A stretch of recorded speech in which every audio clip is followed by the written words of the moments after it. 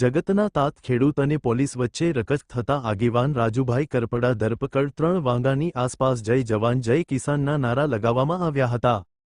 રમેશભાઈ મેર દ્વારા જાણવામાં આવ્યું છે કે જે વર્ષોથી લૂંટાતા ખેડૂતોની વાહરે આવેલ રાજુભાઈ કરપડા પોલીસ દ્વારા અટક કરેલ છે। ખેડૂતને ટકોર કરી કે આજે નહીં જાગો તો ક્યારે જાગશો, આપણો હક આપણો હિસ્સો માંગવા માટે મેદાને આવેલ રાજુભાઈને પોલીસ દ્વારા ધરપકડ કરવામાં આવી હતી। આ ધરપકડ રાજુ કરપડાની નથી, સમગ્ર ગુજરાતના ખેડૂતની છે। આ સરકાર ખેડૂતનું સાંભળવા તૈયાર નથી, ત્યારે આપના નેતા અને ખેડૂતના નેતા આજે ભેગા કરવા આહવાન કરવામાં આવ્યું હતું। ખેડૂતના પાકના પૂરતા પૈસા નથી મળતા, પૂરતું ખાતર નથી મળતું, કપાસના પૂરા ભાવ નથી મળતા, મગફળીના પણ પૂરા ભાવ નથી મળતા, ખેડૂતનો કોઈ આધાર નથી। આમ તો બધા નેતા મોટી મોટી વાતો કરતા હોય છે, ખેડૂત પ્રધાન દેશ છે, પણ ખાલી વાતો કરવાથી કાંઈ નહીં થાય। ખેડૂતની વેદના સાંભળો તો ખબર પડે। રિપોર્ટર પ્રવીણ મેર, રાજકોટ।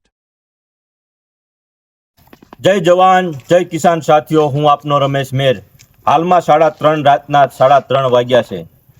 હાલમાં જે બોટાદમાં કડદાને લઈ કિસાન નેતા રાજુભાઈ કરપડાએ જે ખેડૂતની વારે આવ્યા છે અને ખેડૂતને જે વર્ષોથી લૂંટાતા એ લૂંટ બંધ કરાવવા માટે આજે જ્યારે ખેડૂતને લઈ અને અહીંયા પોતાની માંગણી લઈને માર્કેટિંગ યાર્ડમાં બેઠા હતા, ત્યારે અચાનક અત્યારે 3 વાગે ભારતીય જનતા પાર્ટીનો હાથો બનીને આ પોલીસ તંત્રએ રાતે 3 વાગે રાજુભાઈ કરપડાની ધરપકડ કરી છે। મિત્રો, આ ધરપકડ રાજુભાઈ કરપડાની નથી, આ સમગ્ર ગુજરાતના ખેડૂતની ધરપકડ છે।